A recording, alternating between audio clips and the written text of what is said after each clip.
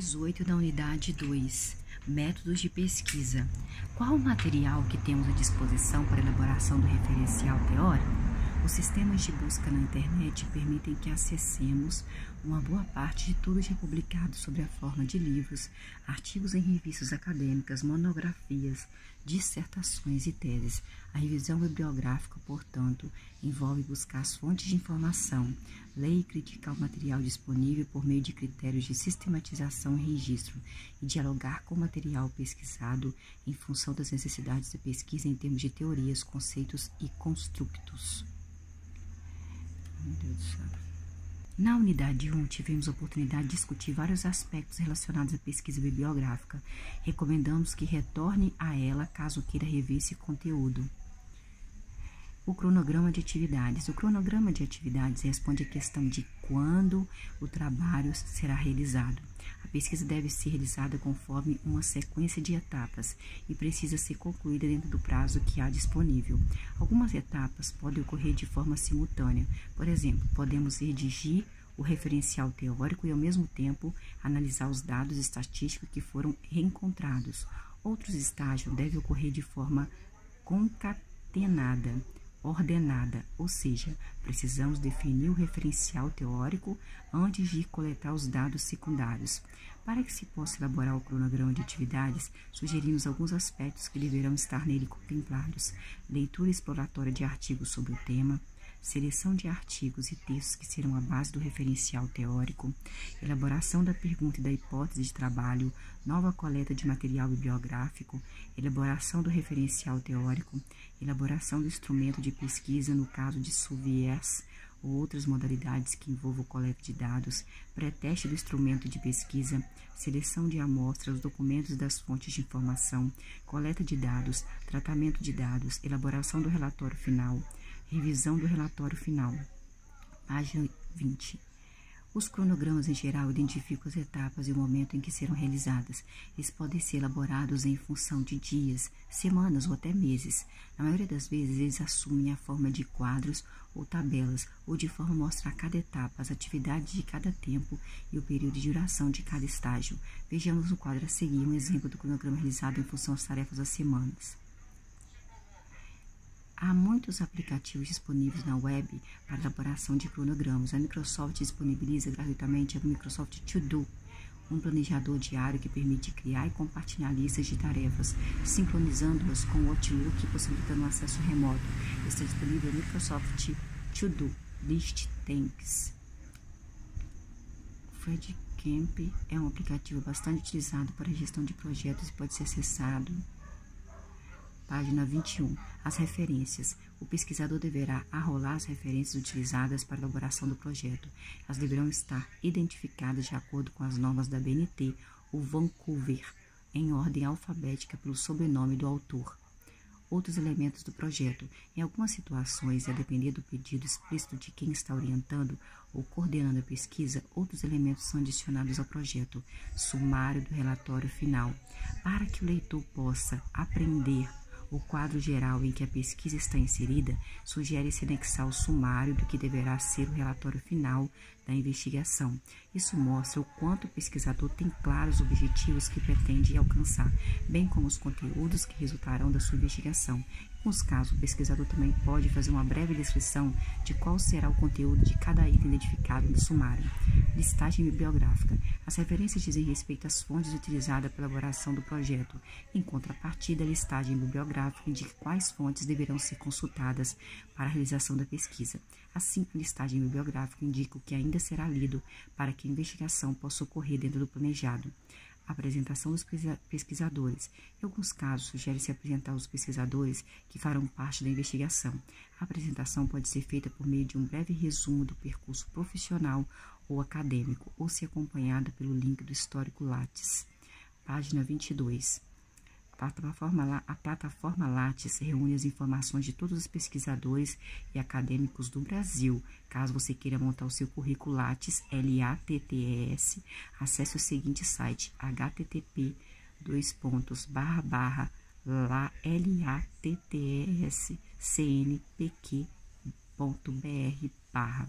Nossa sugestão é a inclusão apenas das informações que possam ser documentadas e provadas, tais como cursos realizados, palestras dadas ou assistidas, trabalhos publicados, etc. Aspectos éticos envolvidos em pesquisas científicas. Entre 1945 e 1946, mais de 2 dezenas de oficiais nazistas foram julgados em Nuremberg, na Alemanha. Contra eles foram lançadas acusações de crime contra a humanidade, crimes de guerra e ações visando limpeza étnica. Dentre os vários crimes pelos quais eles foram julgados, incluíram-se os de violação de ética em pesquisa científica, segundo Alves e Tubinho, 2006, página 27. Foram cerca de 30 experimentos diferentes, evidentemente sem o consentimento das vítimas, que provocaram dor intensa, mutilação, deficiência permanente e até morte. No campo de concentração de Dachau, por exemplo, os prisioneiros foram submetidos a uma pressão de ar comparável encontrada a 500 mil metros de altitude, na tentativa de determinar qual alto um piloto alemão poderia voar e sobreviver. Eram imersos em água gelada ou deixados na neve, sem roupas, de 9 a 15 horas, na pesquisa de um método de tratamento para soldados expostos ao frio e ao congelamento. Em estudos que buscavam tornar a água do mar potável, eram as pessoas privadas de todos os alimentos e recebiam apenas a água do mar processada quimicamente. Ainda em benefício do exército alemão, cujos soldados sofriam com gangrena gasosa, os médicos do campo de concentração de Ravensbrück testaram a eficiência da sulfanilamida e outras drogas no controle da infecção. Para tal, provocaram ferimentos nas vítimas, infectaram as lesões com várias bactérias e agravaram a infecção resultante passando vidro moído, serragem e areia no local para simular um ferimento de guerra. 23 pessoas, das quais 20 médicos nazistas, foram acusados de crime contra prisioneiros de guerra e julgadas no tribunal de Nuremberg. Os acusados tentaram justificar seus crimes com a desculpa de que, na época, não havia regras governamentais explícitas que regulamentassem a pesquisa médica da Alemanha e que as práticas de pesquisa na Alemanha não eram diferentes das existentes nos países aliados. As sentenças foram divulgadas em agosto de 1947 com um documento formulado pelos juízes que conduziram o julgamento, que ficou conhecido como Código de Nuremberg. 16 dos acusados foram considerados culpados e 7 foram executados. Página 23 da unidade 2. Os debates sobre as questões éticas envolvendo pesquisas vêm ganhando cada vez mais espaço na comunidade científica. É correto observar pessoas sem que essas pessoas autorizem você observá-las? Será que é ético entrevistar pessoas alegando determinado motivo quando, na verdade, a intenção do pesquisador é outra intenção? Em experimentos controlados, será que é ético negar tratamentos já consagrados para o grupo experimental com o objetivo de comparar resultados com os grupos de controle? Será que é ético ministrar medicamentos sem avisar os indivíduos quais os riscos que eles estão correndo? Todas essas questões são discutidas no âmbito de ética em pesquisa e vale a pena aqui distinguirmos moral e a ética.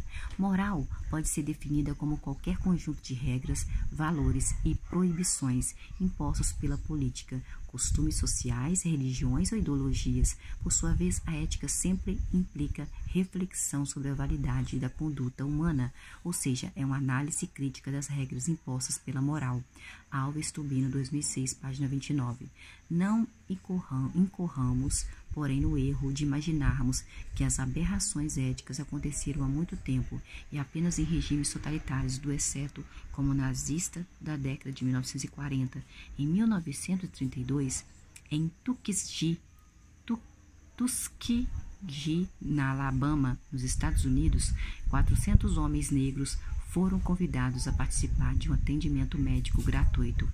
Na verdade, não existia esse atendimento médico gratuito. De fato, esses negros eram portadores de sífilis e estavam sendo pesquisados para que fossem identificados os sintomas da sífilis, os problemas e a evolução da doença sífilis. Para que esse objetivo fosse possível de ser concretizado, a todos eles foi negado o direito de tratamento da sífilis, inclusive depois da descoberta da penicilina em 1947. Quando o estudo foi denunciado, em 1972, 28 homens haviam morrido de sífilis. 100 homens tiveram complicações associadas, 40 esposas haviam sido sido infectadas com a sífilis. 19 crianças contraíram a doença ao nascimento. Alves Tubino, 2006, página 27. Aliás, os voluntários para o estudo sequer haviam sido avisados que eram portadores de problemas médicos. Uma boa indicação sobre o assunto é o filme a seguir. A narrativa dele refere-se ao experimento de Tuskegee, Tuskegee, Tuskegee, que foi realizado durante 30 anos nos Estados Unidos com homens negros portadores de sífilis. Há outras questões éticas extremamente relevantes quando tratamos de pesquisas científicas. Por exemplo, é ético que laboratórios farmacêuticos experimentem medicamentos novos em países mais pobres, como, por exemplo, na África ou na América Latina? Por conta desse e de outros dilemas éticos, em 1996, página 24, em Helsinki, associações médicas de todo o mundo assinaram a Declaração de Princípios Éticos relacionados à pesquisa com seres humanos. Por meio dessa declaração, eram garantidos a todos os sujeitos que participassem de uma pesquisa biomédica os melhores métodos existentes de diagnóstico e tratamento, incluindo-se os participantes do grupo de controle, caso houvesse. O uso de placebo foi permitido apenas nos casos em que não existissem métodos diagnósticos ou terapêuticos consagrados. Entretanto, em 1999, a Associação Médica Americana propôs oficialmente trocar melhores métodos existentes por métodos disponíveis, com a argumentação de que os países pobres não têm acesso aos tratamentos ideais e que os indivíduos devem ser tratados de acordo com o padrão de cuidado existente em seu país, o que pode significar nada. Incluía-se, portanto, a obrigatoriedade de fornecer a terapêutica mais eficaz e legitimava-se o uso do placebo. Essas propostas são particularmente perigosas para os países pobres do terceiro mundo, além de representarem um flagrante retrocesso ético com o estabelecimento de um duplo padrão ético em pesquisa. Infelizmente, não foram aceitas, e sobretudo pela ação firme dos representantes do Brasil e representantes da Argentina. Alves Tubino, 2006, página 31.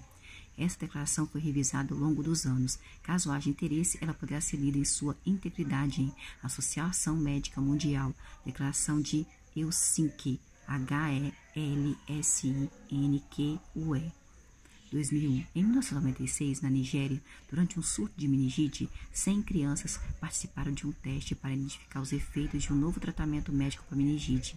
As famílias não foram avisadas do diagnóstico, tampouco que as crianças seriam tratadas com uma medicação de eficácia ainda não comprovada.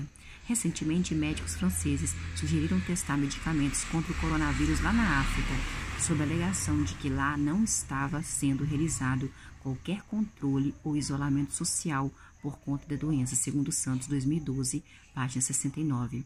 Se partimos da premissa de que a bioética é, segundo Singer, 1994, uma ética aplicada, que é a prática, que tem como foco principal resolver conflitos e controvérsias morais relacionadas às ciências da vida e da saúde, tendo como pressuposto filosófico algum tipo de sistema de valores éticos, a realização de testes com medicamentos em uma população humana sem o prévio consentimento dos pacientes fere tais valores. Complementando este raciocínio, podemos encontrar em Verghese e Huysmans, 1984, uma definição de ética, uma ciência do comportamento que busca explicar, compreender, justificar, criticar a moral de uma sociedade, sendo a moral entendida aqui como um conjunto de costumes, de normas, princípios e valores que norteiam o comportamento de indivíduo no seu grupo social.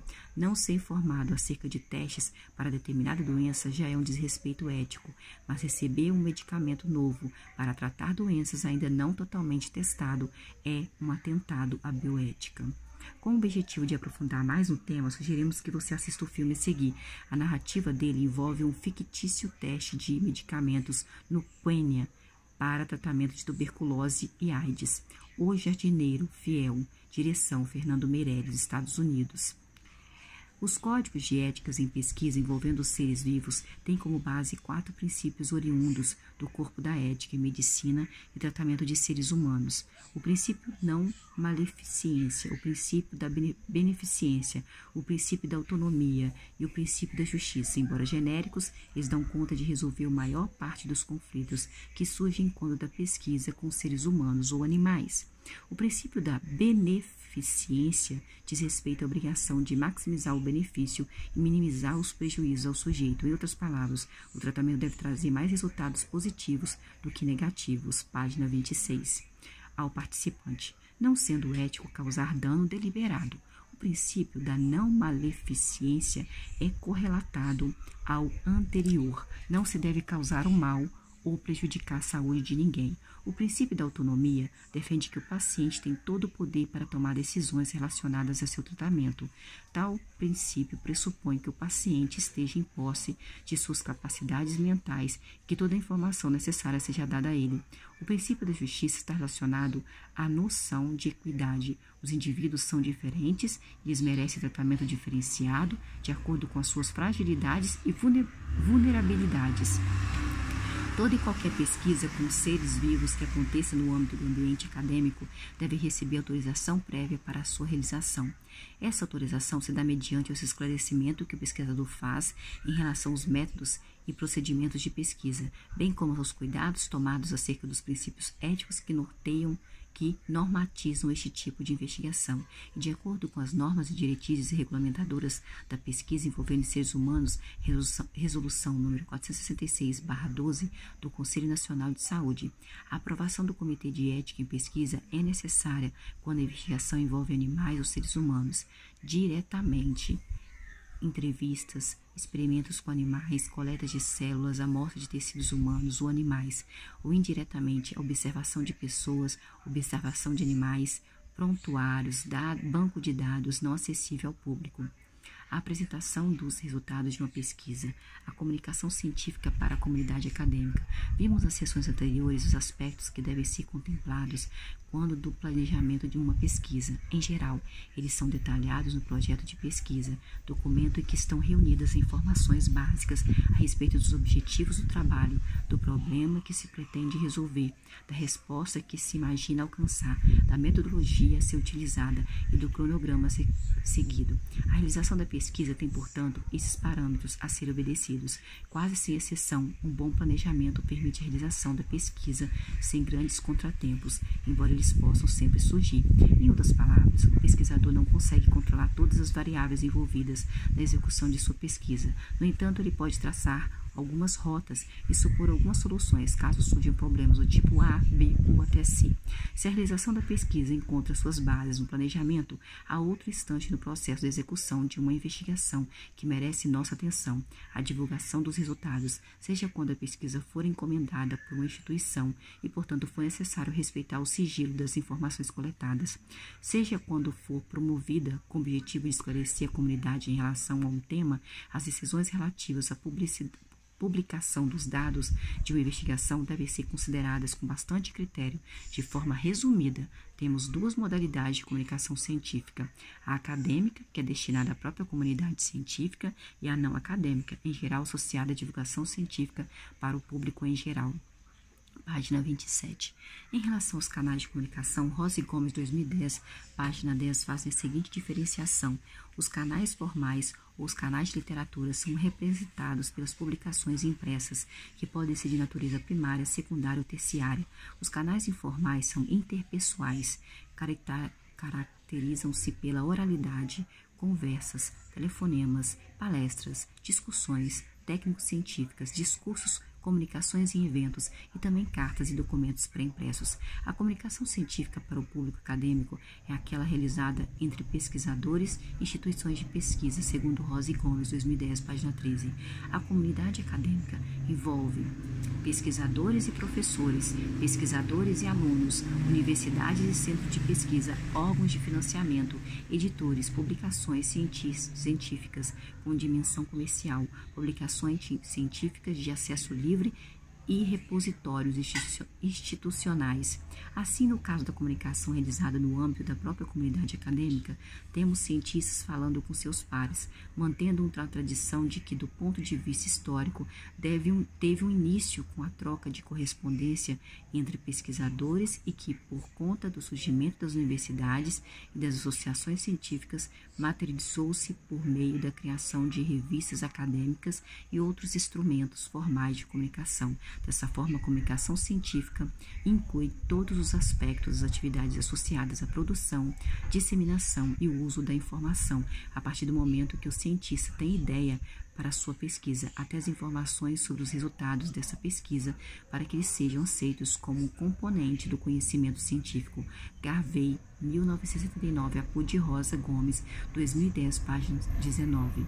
Página 28. Há também que ser considerado o fato de a comunicação científica legitimar, institucionalizar a propriedade intelectual dos resultados de uma pesquisa, e são conhecidos os confrontos entre instituições e pesquisadores quando da invenção ou descoberta de algum fenômeno. Em geral, aquele que publica primeiro os resultados tem a primazia da autoridade e da patente dos achados, e as circunstâncias pouco amigáveis que costumam cercar esses conflitos ajudam a desmistificar o caráter solitário e desinteressado em geral atribuído aos cientistas. O filme E a Vida Continua, de 1993, sob a direção de Roger Spottiswoode, resgata a narrativa da descoberta do vírus da AIDS, desde que a doença fez surgir os primeiros casos nos Estados Unidos e São Francisco, na década de 1980. Trata como câncer gay, já que se manifestou inicialmente entre a comunidade homossexual nos Estados Unidos. A doença assume as dimensões de uma epidemia por conta de estar associada ao comportamento sexual.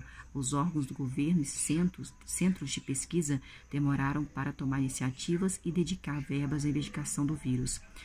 Foi apenas com a mobilização política dos homossexuais que a pesquisa da doença tornou-se uma prioridade. De fato, a imagem de grupos de risco foi desconstruída somente quando surgiram os primeiros casos entre hemofílicos e crianças recém-nascidas, eventos esses explicados pela transmissão sanguínea do vírus, o que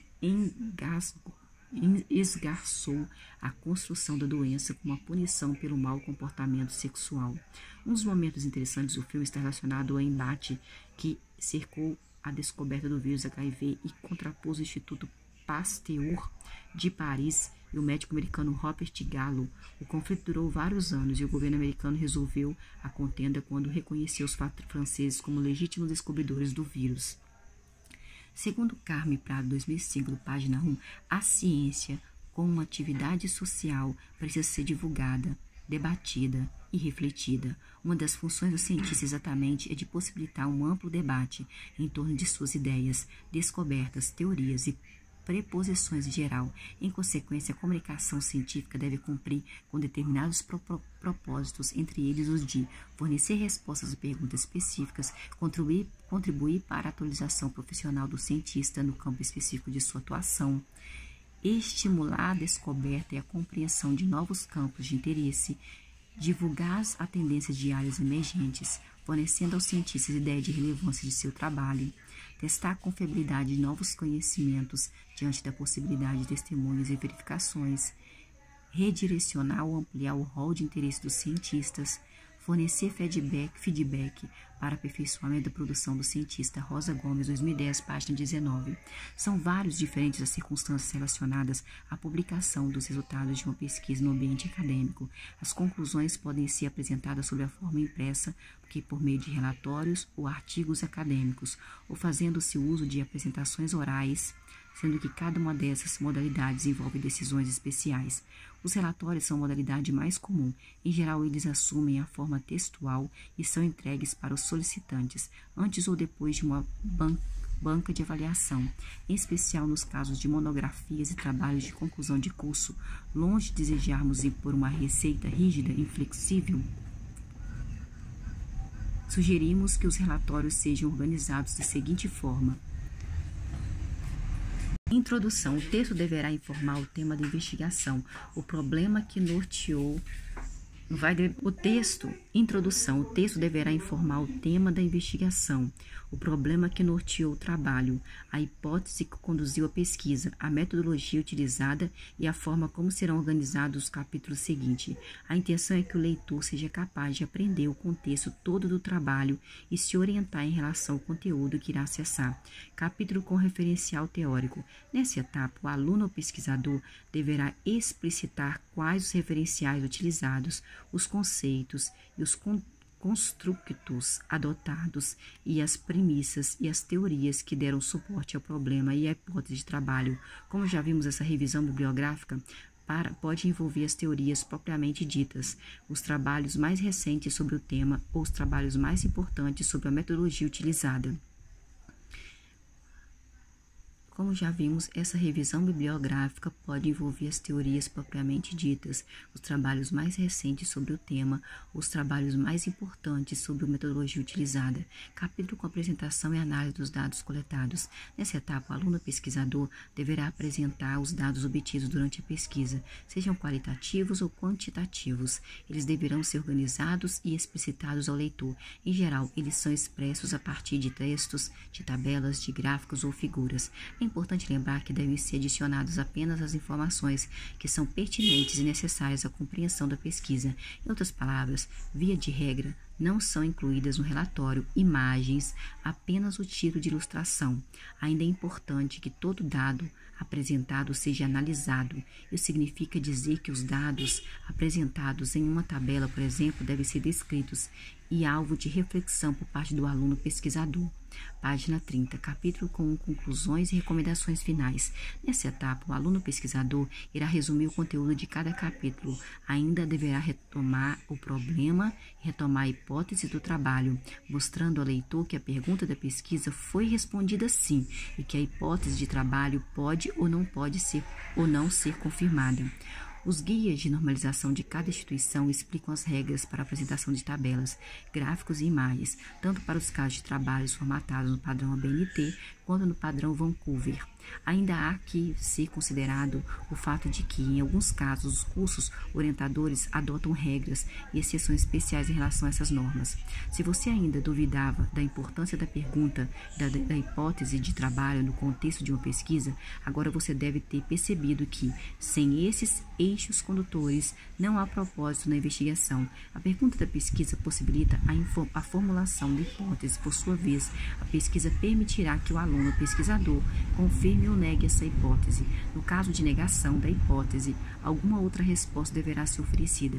Em outras palavras, o aluno pesquisador deve propor uma resposta à pergunta, negando ou confirmando a hipótese, e isso deve ser explicado no capítulo de conclusão. Outras informações podem ser adicionadas à conclusão do trabalho. Quais as limitações encontradas pelo pesquisador durante sua investigação, hein? Quais foram os principais obstáculos e as dificuldades com as quais o pesquisador teve que lidar? Essas dificuldades puderam ser transpostas? Quais lacunas que a pesquisa deixou em aberto, hein? Essa autocrítica é importante, já que mostrará ao leitor que o pesquisador assume a impossibilidade de uma investigação sem falhas e algum grau de incerteza nas suas conclusões. Quais as sequências e continuidades permitidas pelo trabalho? Quais as limitações encontradas pelo pesquisador durante sua investigação? Quais foram os principais obstáculos e dificuldades com os quais o pesquisador teve que lidar? Essas dificuldades puderam ser transpostas? Quais as lacunas que a pesquisa deixou em aberto, hein?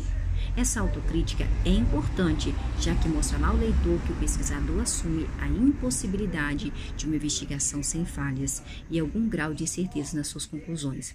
Quais as sequências e continuidades permitidas pelo trabalho? Toda pesquisa abre novas rotas de investigação, adiciona perguntas, faz surgir outras dúvidas. Assim, caso o aluno ou qualquer outro pesquisador tenha interesse em dar sequência à investigação, quais outros aspectos poderiam ser investigados? A possibilidade de dar continuidade à pesquisa mostra, no mínimo, o quanto essa pesquisa foi frutífera. Os relatórios monográficos costumam ter entre 40 e 60 páginas. Em geral, cada capítulo contém entre 10 e 15 páginas. Os relatórios monográficos costumam ter entre 40 e 60 páginas. Em geral, cada capítulo contém entre 10 a 15 páginas. O aluno deve ficar atento. Uma pesquisa pouco extensa pode sugerir falta de profundidade e reflexão. Em contrapartida, relatórios muito extensos podem revelar falta de foco.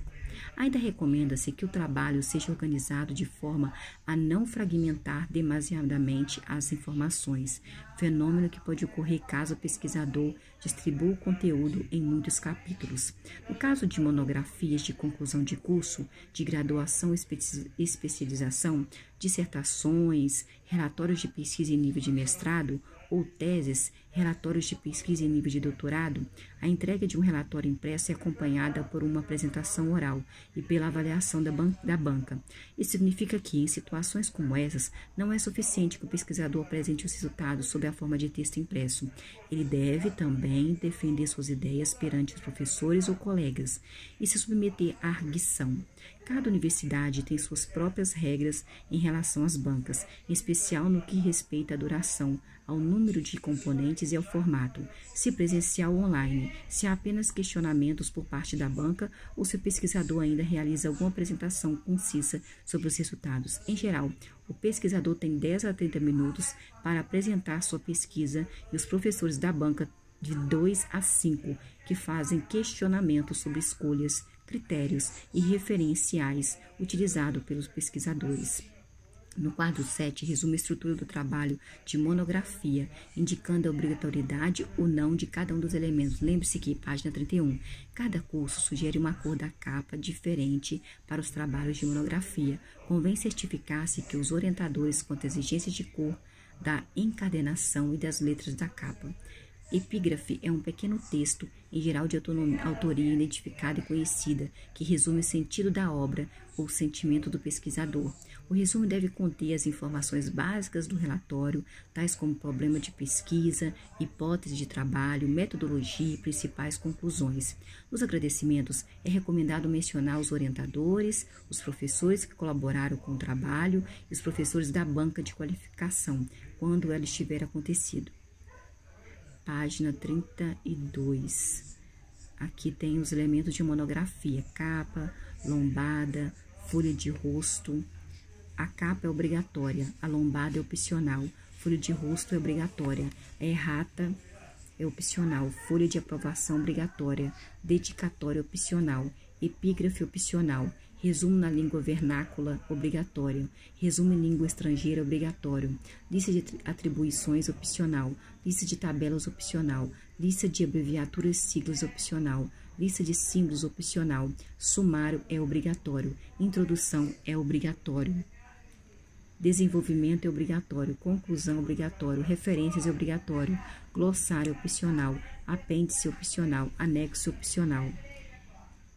Índice opcional. O aluno também deve se lembrar de elaborar a ficha catalográfica. Ficha catalográfica?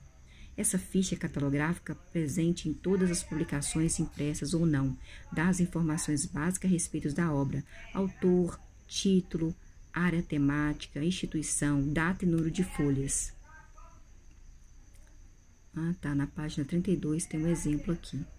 Para a página 33, para a elaboração da ficha catalográfica, o aluno deverá colocar o nome correto e completo do orientador, e se for o caso do orientador, co-orientador, em geral um professor que colaborou na realização do trabalho. A errata é um documento que se insere no monografia, em papel avulso, caso sejam necessárias correções após a impressão.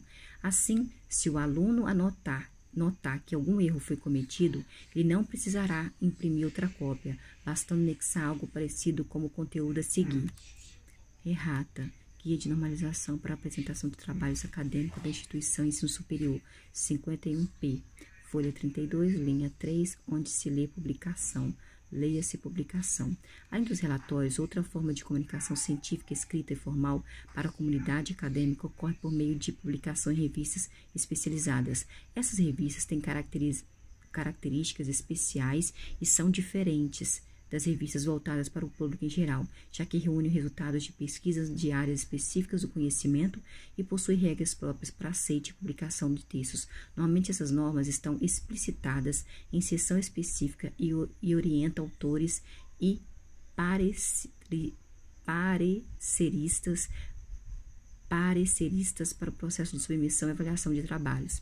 As revistas acadêmicas brasileiras são categorizada por meio de critérios estabelecidos pelo CAPES e pelo CNPq, Conselho Nacional de Desenvolvimento Científico e Tecnológico. Segundo Rosa e Gomes, 2010, página 17, estes órgãos são atores de destaque na rede de associações, tendo em vista que, ao mesmo tempo, eles avaliam e financiam a pesquisa nacional e edição de periódicos. O indicador Qualis tem sido utilizado para avaliar revistas, categorizando-as A1, A2, B1, B2, B3, B4, B5 e C.